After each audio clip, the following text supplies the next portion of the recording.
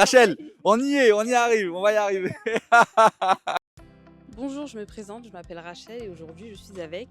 Yacine du service admission chez SLSK Business School. Du coup, j'ai quelques questions à te poser, Yacine, à propos du service d'admission.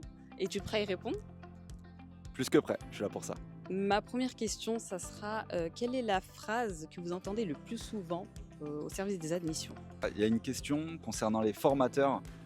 Quel type de formateurs en fait ils auront tout au long de l'année? Clairement, on voit des enseignants-chercheurs, des professionnels du milieu assez reconnus. On a la capacité aussi de citer des noms assez reconnus dans le milieu. Donc oui, je pense que c'est la première question qui revient le plus souvent.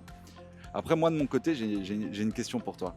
Quel était ton plus grand préjugé sur le service des admissions d'SLSK?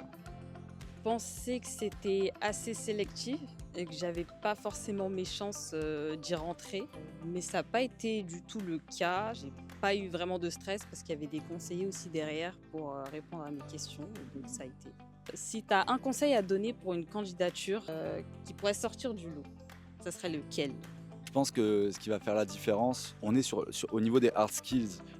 Vous avez tous et toutes un parcours scolaire et académique plutôt intéressant pour l'école. Mais ce qui va faire la plus-value de votre dossier, ça va vraiment être au niveau des soft skills. Donc moi, j'adore par exemple poser des questions sur ce que vous faites à côté. Si vous faites du sport, quelles compétences tu as pu apprendre dans ce sport qui va pouvoir te servir dans ton activité au quotidien. Moi, ce que j'aimerais conseiller très clairement, c'est vraiment de mettre en avant ces soft skills. Les hard skills, on va vous l'apprendre. Après l'admission d'un étudiant, du coup, tu peux me dire quel est ton rôle? C'est ce que j'aime appeler le clutch time, le money time. On fignole très clairement le dossier, s'il y a des dossiers manquants.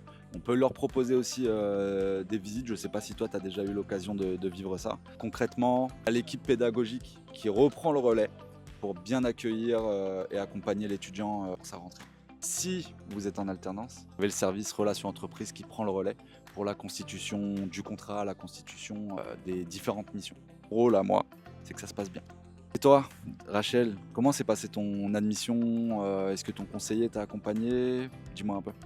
Oui, j'ai été accompagnée par mon conseiller. Il m'a présenté l'équipe pédagogique qui, elle aussi, m'a du coup bien expliqué, plus en approfondi, visite de la structure aussi, m'expliquer mon emploi du temps, la présentation des professeurs et franchement, ça a été un moment très très plaisant pour une personne qui se retrouve perdue comme moi au début. Quelle est la meilleure période pour candidater? Alors de mon point de vue, à partir de la dernière année, dès même les premiers mois après la rentrée donc précédente, commencer à s'intéresser aux différentes écoles, aux différentes débouchés et surtout aux formations. Et la dernière minute, c'est jamais une très bonne idée, surtout si tu es en recherche d'alternance, si tu es en recherche d'apprentissage. On a des entreprises partenaires qui peuvent vous accueillir, mais au mois d'août, le taux de remplissage est énorme. Donc vraiment, je dirais tout au long de l'année, mais vraiment le plus tôt possible. Merci Yacine du coup d'avoir répondu à toutes mes questions, mais maintenant je vais te poser quelques questions. Alors je suis en finance et ça va porter sur la finance, donc j'espère que tu pourras t'en sortir. Alors ma première question, ça va être à combien est fixé le taux du livret A aujourd'hui, actuellement, à l'heure où on se parle? C'est assez marrant cette question. J'ai travaillé en banque il y a une dizaine d'années. Je sais qu'il était très faible, il était à 0,7 je crois de mémoire. Et j'ai eu la nouvelle dernièrement que ça a augmenté. Pour être transparent avec toi Rachel, je suis assez dépensier et j'utilise pas énormément mon livret A. Toi tu connais la réponse j'imagine. Alors le livret A, il est passé à 1,7 le 1er août de cette année. Et enchaîner avec ma seconde question. Quel est le document officiel que les entreprises utilisent qui retrace toutes les opérations d'une entreprise? Là pour le coup, je dirais un bilan comptable. Là, on n'y est pas. Je vous laisse donc y répondre à cette question dans les commentaires. T'as déjà une idée de ce que tu veux faire plus tard? Ouais. C'est quoi? Travailler dans le trading. Trading? Mhm. Ok. C'est important pour moi pour le rebond. Ah mais non! Je te dis, c'est service admission, c'est toi la tradeuse.